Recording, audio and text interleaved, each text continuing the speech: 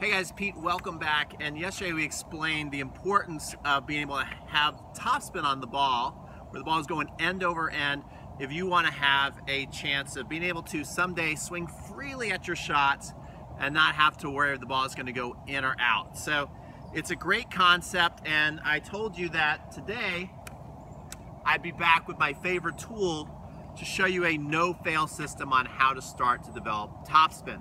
So let's get started.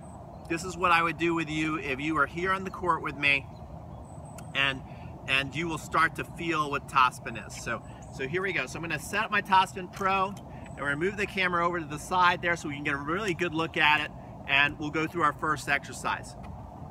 So the first thing I want you to do with me is forget about tennis. Everybody's always in the tennis mode, and they want to have the racket in their hand. But if you were with me, what I would do is I would take the racket out of your hand and I would have you scrape a ball. Now, you can, again, if you don't have a Topspin Pro, that's fine too. I would just have you take your hand and work on kind of scraping and creating friction with your hand and have it move from low up. But I don't want you to swing at this point. I want you to literally go slow and feel it and then kind of scrape. But it's much more effective when you can actually see the ball roll, because then you're like, oh my gosh, that's definitely topspin. I know I'm doing it right. I mean, this lets you know in a very simple way. It gives you feedback if you have topspin or not. So what I do is I have people come below the ball, come up to the ball, stop there. Many people will just go and swing and it'll either be good or bad, but I actually want someone to stop on that, feel it from below, and then start to roll up through and over, right? So it's coming here and just trying to make that ball roll. And if you could, already you can see it looks pretty good. And you can see that the ball is spinning there. We'll even get more of a close-up on the ball so you guys can see.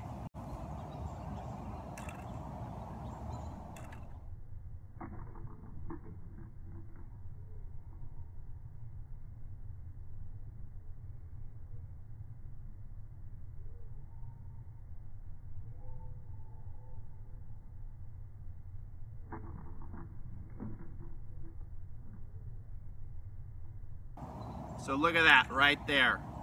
Lots of roll. Now the next thing we're gonna do, and I would have you standing up. I just want to you guys really be able to focus on this so you can see the ball spin and you can see exactly what I'm doing.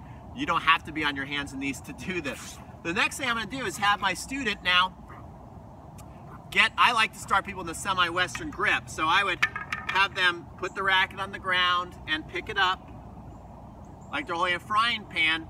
And again, people's temptation is to whack the ball and try and get topspin on it.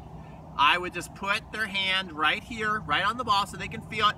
And before they even do a follow through, I just want you to learn how to massage the ball up and down. And this looks pretty easy, and for many people it is easy, but for some people, because they just don't have the feeling of this yet, actually just moving like this, like I am, is hard for some people in the beginning, believe it or not, and that's okay. So I'm going to have them do this until they feel comfortable with this. Now once I can tell that they can really feel that ball going back and forth, massaging on the strings, then all I'm going to do is ask you to lift up and follow through over your shoulders.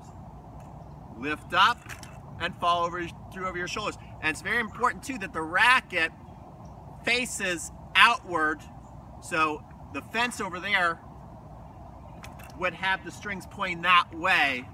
You don't want to wrap yourself this way, and all kinds of different funky ways people finish when they're learning how to play tennis. So again, I feel it, I go up and down, and then, because that contact point is so important. What's the most important is that you come to the ball and you have good contact.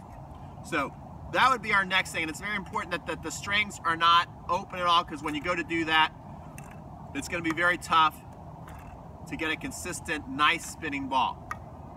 So there we go. So we have topspin going now. Now we're going to take it to the next level to where we add a little bit of swing to it. So I'm going to stand up and get us more into a proper position to where we're going to start looking a little more like a professional tennis pro.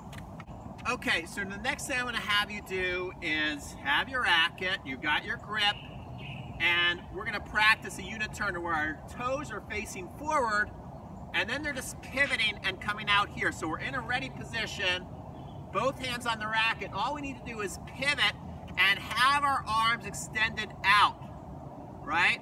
I like to think of this as a little bit of an uneven tabletop. So imagine that you're inviting someone for dinner and you've got a table, but it's slightly sloping upwards, and that's because your wrist is just cocked a little bit. See that? So I got my wrist cocked rather than even or down. We've got it cocked up just a bit, okay? And that's gonna help us really get some momentum into the shot. It's not gonna stay up there forever. So I'm here, and then what I'm now practicing is then coming down just below it, and I'm turning out a little bit. So I'm kind of doing this little move, like I'm gonna come here and get a puppy and pet the puppy backward.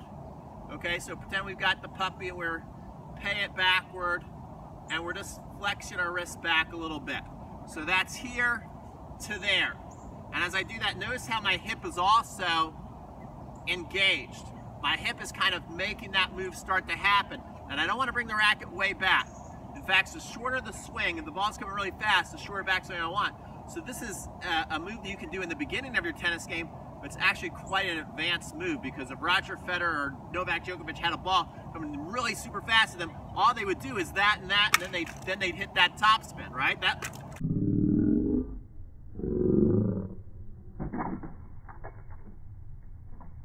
That looks pretty good.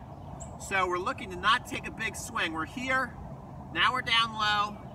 So I'd start you just below the ball, not too far away, and come up, stop, feel it, and follow through. So we're not just hitting the ball yet. We're coming down, we're coming up, we're stopping and following through. Down, up, stop on it, follow through. Now the better we feel with that, if we feel like we're finding the ball pretty good and got that spin, I'll allow you to slowly come and hit the ball. We're not trying to kill the ball. It doesn't take that you are hitting the ball. It doesn't take you to swing very fast at the ball to get spin on. That's one of the things that people think. It doesn't take that you have to swing so fast. You get to see their spin there. And then eventually we come here and we just can get it a little further back and then hit. So there you go, guys. Now you're looking like a pro. So I'm telling you, anyone can learn how to hit topspin. As you can see, this is pretty simple. In fact, what we're gonna do is we're gonna take someone from zero and we're gonna turn them into a topspin hero in our next video. So you're gonna see, I'm gonna take somebody who has no concept on how to hit topspin. All right, it's not going to be a stage thing to where they're really like a rock star tennis player. In fact, you'll see at the end that they're going to look good, but you can tell that they're still going to be on the beginner side. But we're going to show them that it's pretty easy to get topspin on the ball. So people have been playing for years who might be able to beat this person in a match can't hit the topspin that someone who has never had it happen before.